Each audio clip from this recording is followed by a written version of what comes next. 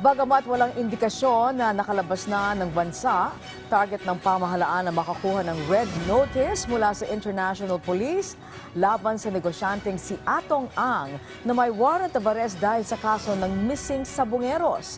Sa ngayon ay tinuturing ng #1 most wanted ng Pilipinas si Ang at may patong sa ulo na 10 milyong piso.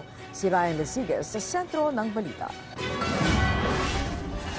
Wala pang nakikitang indikasyon ang mga otoridad na nakalabas na ng bansa si Charlie Atong ang sinasabing mastermind sa kaso ng missing sabongeros.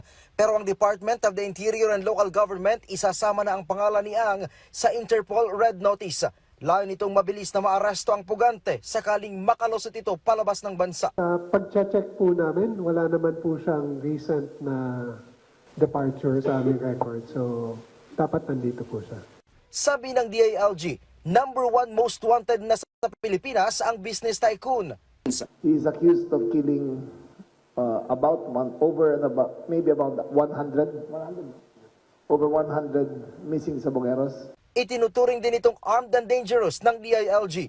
Kaya naman ipinag-utos na rin ng PNP ang pagkansela ng lisensya ng 6 na baril nito.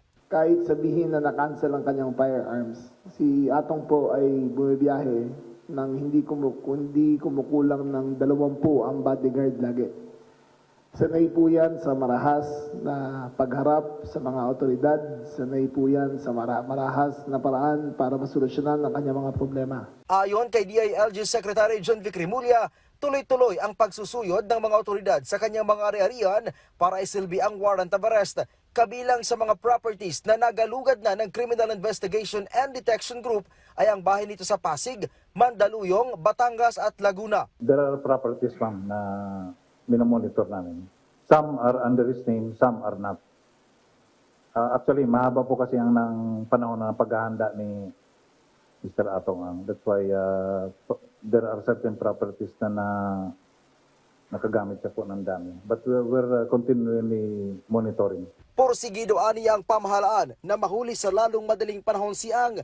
Katunayan, naglabas na ng 10 milyong pisong reward ang DILG para sa sinumang makakapagbigay ng impormasyon para maaresto si Ang. Yung 10 million na yan ay sapat na para sa akin na may hirapan siya magusto na bilhin ng kanyang kalayaan. Si Ang ay may kinakaharap na kasong kidnapping with homicide and serious illegal detention kaugnay sa pagkawala ng nasa 34 na mga sabongero noong pang 2021 hanggang 2022.